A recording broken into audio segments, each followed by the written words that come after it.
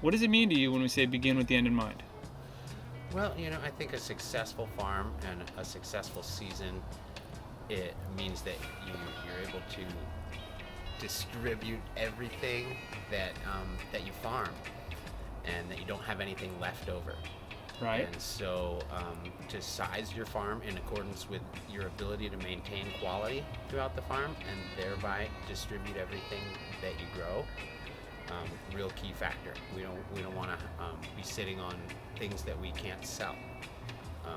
Everybody knows that, so we want to be able to grow a high quality product and distribute that high quality product. So we need to be able to gauge our resources to do that, and then size our farm accordingly. So like, we'd rather grow 1 or 2 acres of super killer high quality stuff than 20 acres of crap, right? Well, absolutely, yeah. If you grow 1 to 2 acres of something that you can sell, and that you can sell for a high profit, that's way better than being able to grow as many acres as you can count of something that you can't sell. The more acres that you grow that you can't sell, the more that you compromise your success. Absolutely. Now, we saw people who successfully grew 10, 20 acres, but they didn't successfully have a harvest plan for 10, 20 acres, did they? The harvest plan is really critical, and to develop a harvest plan that's efficient, that's not super labor intensive, that does rely on the right equipment and the right techniques, can really be critical in being able to successfully harvest what you grew, and that's critical. You can grow a beautiful, beautiful field, but if you can't successfully harvest it and make it into a distributable, packageable product, you may as well go back to the drawing board and grow a smaller field the next year and just tighten up quality. Now, like, honestly, like, how many seed breeders are going to tell you to plant less seeds in less acres?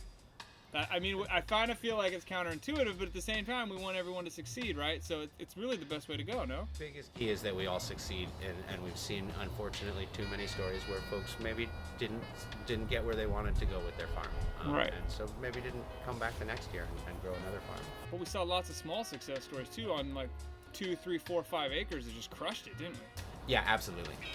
If you can maintain that quality, pull out, a smokable flower harvest that you can distribute successfully, take your own biomass, which may at this point be closer to a byproduct than a profitable product, and use that byproduct to turn it around, vertically integrate your farm, make your own tinctures and salves, bring your own products and make them good products, and be honest about them. And that's the way that we can turn our byproduct and our biomass into our profits and our success. Be creative.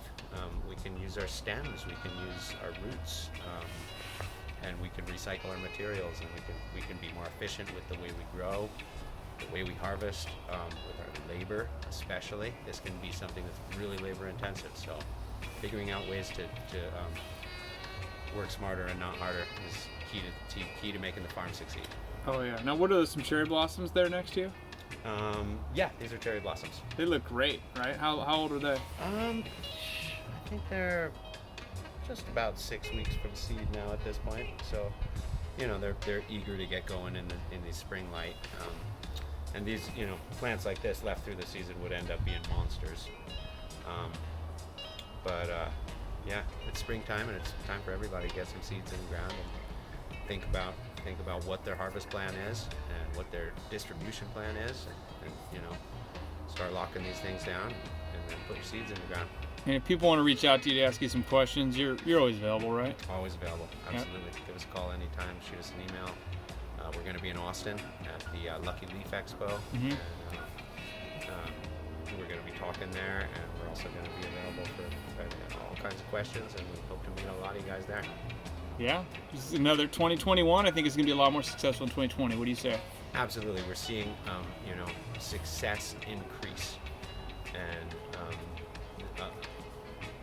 the field of competitors decrease. I think folks who are farming hemp now know what they're doing, know what they want to do, and we want to help them do it, really. We want to help them do it, absolutely.